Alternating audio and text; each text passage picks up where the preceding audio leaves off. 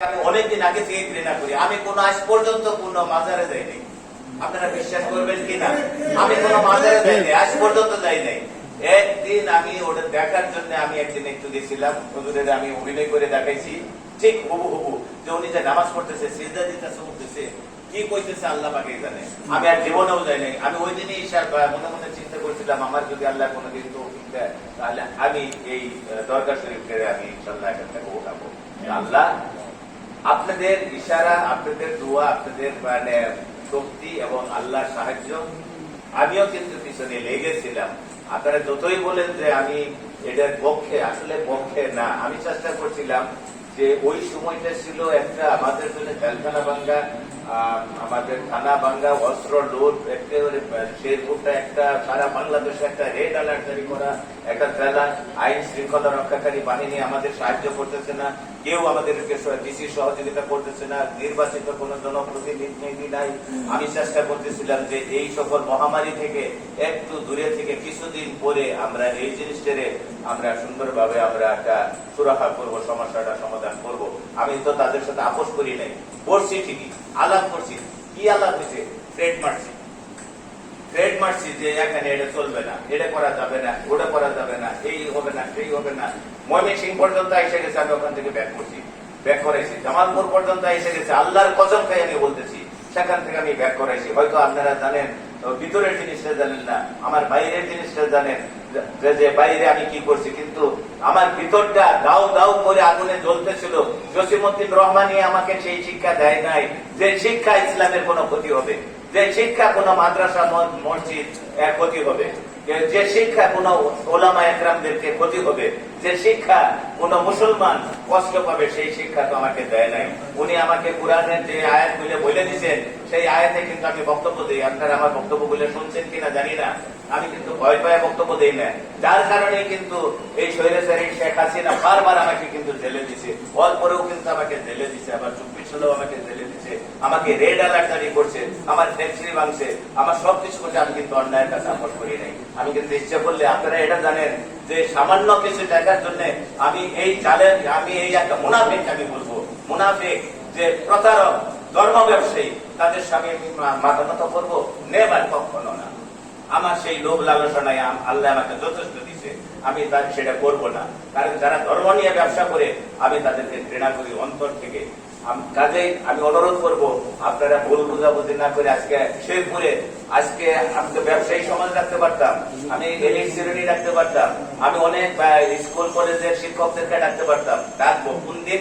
13 তারিখে, 13 ডিসেম্বর হুজুরের বক্তব্য শোনার জন্য আমি সেদিনকে ডাকবো যে আসেন আপনারা বক্তব্য শুনেন। আমি সবারই সেদিন ডাকবো, স্কুল কলেজ মাদ্রাসা সমস্ত ছাত্রদেরকে ডাকবো। আপনারা কি জানেন যে আমার আচরণের কারণে অনেক হিন্দু এখন বলতেছে আমরা মুসলিম হয়ে যাব? আপনারা তো এটা জানেন না। আমার আচরণের কারণে ওনারা বলতেছে, হয়তো হুজুরের কাছে তারা হবে, আমার আচরণের কারণে তারা অনেকেই এসে বলতেছে যে আমরা মুসলিম হয়ে যাব। কারণ আওয়ামী লীগের যে শাসন আমল ছিল, আর 5ই আগস্টের পরে আপনি যা করছেন শেরপুরের জন্য আমাদের একটা মন্দিরে আক্রমণ হয় নাই, একটা দোকানপাটে আক্রমণ হয় নাই, আপনারা আমাদের মা বোনদের ইজ্জত রক্ষা করছেন, আপনাদের আমরা সেলুট জানাই। প্রতিদিন হিন্দুরা আসতেছে আমার সাথে কথা বলতেছে, কিভাবে আমি তাদেরকে বুঝাইতেছি, জোর করে না, আস্তে আস্তে আমি বুঝাইতেছি যে ভাই এটা আলোর পথ, এটা অন্ধকারের পথ। এই যে হুজুর কালকে মূর্তির 360টা মূর্তির কথা বললো, যে মূর্তি ভাঙ্গার ব্যাপারে হুজুর বললেন যে কল্পের ভিতরে আগে ঠিক করতে হবে, এটা ভাঙতে হবে আগে, তারপরে ওটা। এটা আজকে সকালে 2জন বড় ব্যবসায়ী এখানে আসে, এই যে পাশের বিল্ডিং, এটা আমার পাশের বড় 5তলা বিল্ডিং, তাদেরকে 2 বাইরে যখন বললাম যে ভাই আমার হুজুরে যে এই বক্তব্য দিছে, বলে জীবিত দিছে, ভাই বললেন ভাই আপনাদের লাশটা কি ভাঙতো, এটা ভাই আমাদের এটা হবে। তো কাজে আমি আর কথা বাড়াইছি না। আমি আপনারা আমাকে ভুল বুঝেন না, যদি আমি ভুল করে থাকি, আমার অজানা, জানা অজানা, দেখে না দেখে, বুঝে না বুঝে, আল্লাহ মাফ করে না। হ্যাঁ, আপনারা আমাকে আল্লাহর কাছে ক্ষমা করে দেন। আমি সামনে আর আমি চ্যালেঞ্জে যাবো না, কিন্তু আমি আর সামনে আর কোনো ভুল করবো না।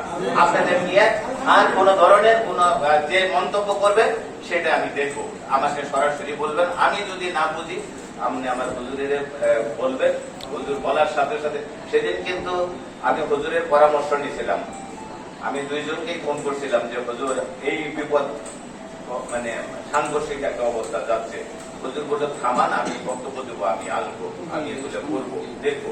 হুজুর কিন্তু আমাকে থ্রেট মারছে, হুজুর কিন্তু মাজারের পক্ষে না, বক্তব্য দিচ্ছে, আয়াত বলছে, হুজুর কিন্তু মাজারের পক্ষে না, কিন্তু মানে কোন আইন যাতে আমরা নিজের হাতে তুলে না নেই, আমরা বুঝায় যদি একটা লোকের বুঝায় যদি ইসলামের পক্ষে নিয়ে আসতে পারি, বেদাত শিরক এবং অন্যায়কারীরা যদি আমরা বুঝায় যদি সঠিক পথে নিয়ে আসতে পারি, হুজুর পাক সাল্লাল্লাহু আলাইহি ওয়াসাল্লাম তো আমাদেরকে এই শিক্ষাটাই দিয়েছেন না।